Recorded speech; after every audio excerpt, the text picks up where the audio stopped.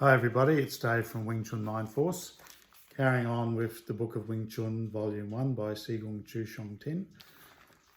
We're talking about Siu Nim, and I'm just reading from Sigung's chapter called The Source of Idea Power, which means the source of Nim Lik, Mind Force. He says, idea power acquired through practicing Siu Nim is the way of applying force that I particularly emphasise. Beginners are prone to be sceptical about this method. Demonstrations in which involved learners can experience it personally become necessary. That's very true to this whole idea of mind force, of using a power from the mind.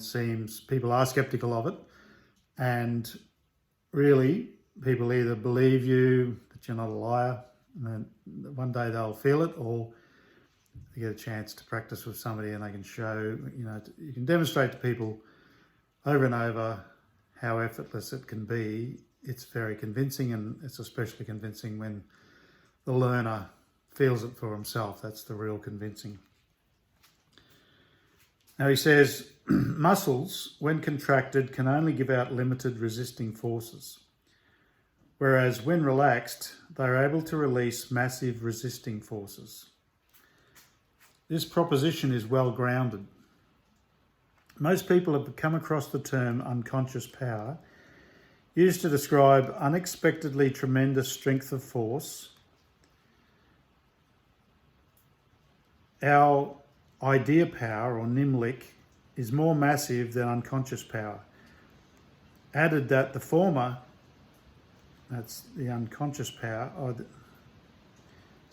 Nim Lik, is at one's discretion while the latter is not.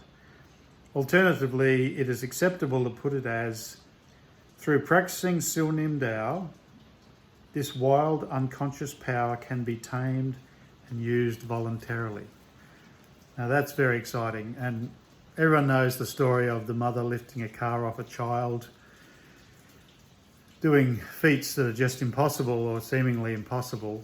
The strength comes from the unconscious, from deep within, and essentially accessing this power that we're accessing. We're learning to do it voluntarily. And Sigung says this Nim Lik that we can access voluntarily is more massive than unconscious power. And I would say it's potentially more massive.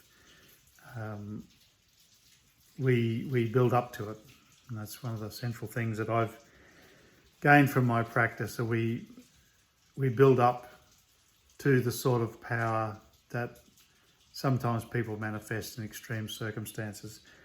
But as Sigung says, we're able to just do it. It's not like, it doesn't have to be an emergency. We can access it. So that's, to me, what real Kung Fu is, accessing this incredible power at will that comes from the subconscious mind or the unconscious mind, and using it in conjunction with the form shapes, the way of setting up our body, the things that we practice in Wing Chun, makes it an incredibly advanced and powerful fighting style.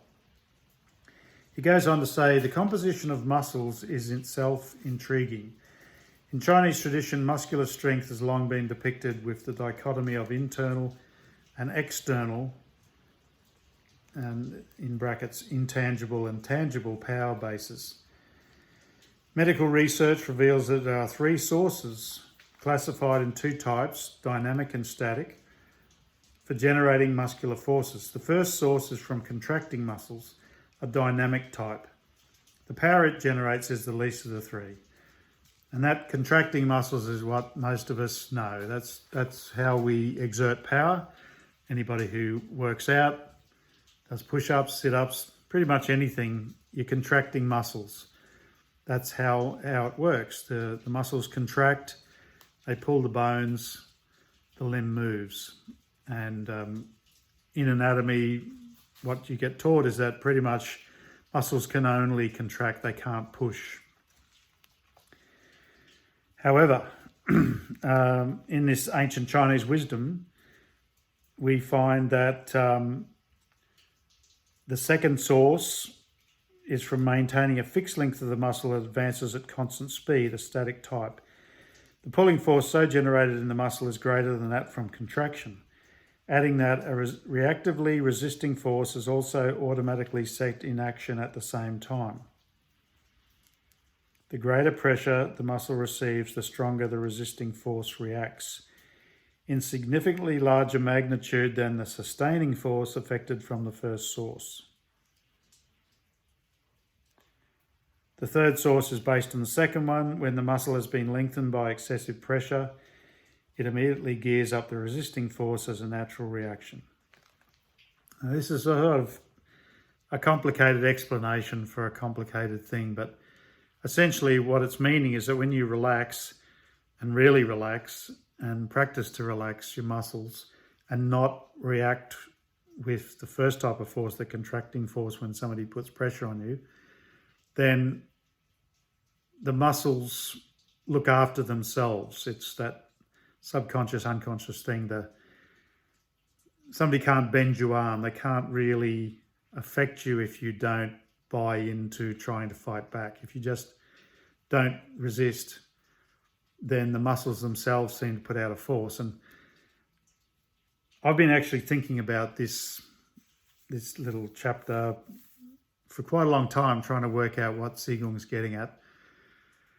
And to the best of my understanding, I can only sort of really explain it from what I feel myself. And that's the more I empty, the more I take my consciousness out of my body and soften and fong sung, become more sung. It's like I'm going in and I'm taking the opponent in. I'm sort of sucking his. That's what I always think about it. The first thing is to bring them in, not to go out, is to take the force in, not collapse, but just mentally let go of everything and feel their force come into you. And then this is the interesting thing. The feeling is that something's going out, and it's a definite feeling. And I always notice if I'm rolling, particularly if somebody who's very good or even very strong and not particularly good, but able to put a lot of force on, the more I don't try, the more I relax and go in, the more I feel this force going out. And sometimes I've hit people accidentally because they've left a gap and I'm not really thinking consciously of it. It's just this counter force just goes zap and just pushes my arm straight through the gap, like sort of water spurting. And that's what I think Sigung's talking about here, is that, you know, the more force people put on you, the more it seems to want to spring back in when you stay relaxed. It's like the unconscious, subconscious mind is going out all the time. It's sort of, you know, I've got this, my favourite quote from the Tao there about water, and to be, you know, be soft to be hard, to be weak to be strong, something that does the conscious mind's head in. But that's the Tao. It's sort of like by not pushing out, then you push out. By going in, you go out. So I've talked about this a bit in other places. There's other things going on to it, but I'll just read the end of this. In Siu Nim Dao, the practice of the hand forms, Tan Sao, Wu Sao, and Fuk Sao, should not be based on muscular contraction.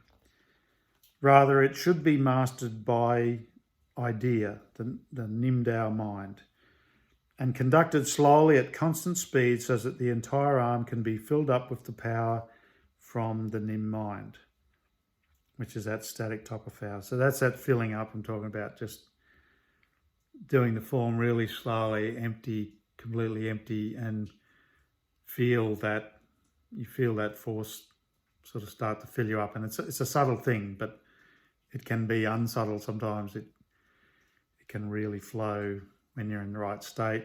And that's what we aim towards, is to get into that right state all the time. These forms are repeated multiple times for establishing the favourable structure of having two hands stably occupying the centre line, and for forging the capability of voluntarily mobilising the power from the second and third sources described above. This is what I particularly emphasise: idea power, Nim Lik. So this is good to think about for yourself and meditate on. He finishes off saying, idea power, Nim Lik, when further drawing support from body weight in motion, forward, backward, rotation, pivoting, produces ample energy for both of offense and defense. In combat, the Nim Dao, the subconscious mind, casts an intention of expelling outwards in every move. It is mobilizing power from the second source. When excessive force comes in attack, the latent power from the third source will then be ignited to fight back. So that's, if you haven't felt this stuff, it might seem a bit like, what are you talking about? However, as I was saying, I think I've got it right, that Qigong's talking about how when you get into that right mind state, using the Nim mind and being in a Sung state of body, Feng Sung, and your spine's filled with energy and you're empty and light, you feel this force. It's not like roaring like water. It can feel like that. But it really is just a sort of it's almost like a magnetic feeling, as if it just wants to go out, but it's not pushing. You're not pushing, but something wants to move. And the more somebody loads you up, the more you feel like a great big spring. And if they let you go, wallop. But it's not like you're pushing to make that happen. You can sort of push in Chi Sao, for instance, and then when they get out of the way, boom, it goes through. That's not really the right thing. You want to find this empty attribute of muscle in the right mind-body state that just, it's going there. That's all I can sort of explain at the moment. So I'll leave it at that. Next video, we're going to go on to how to stand in Siu Nim Dao, basic principles. I'm not going to read every single word in these books, but I'm keen to go through Qigong's brilliant ideas about Siu Nim Dao, about the form itself. And I'm really keen to get into Chum Q because there's lots of cool things to do in there that you can try out. So I'll just keep pumping the videos out. We'll get to Chum Q pretty soon. I've promised a lot of my followers that we'll be doing Chum Q, so don't fret, we'll get to it soon. Okay. See you later. Happy Easter. Hope you're enjoying your lockdown and finding ways to amuse yourself, particularly doing Wing Chun. Okay. See ya.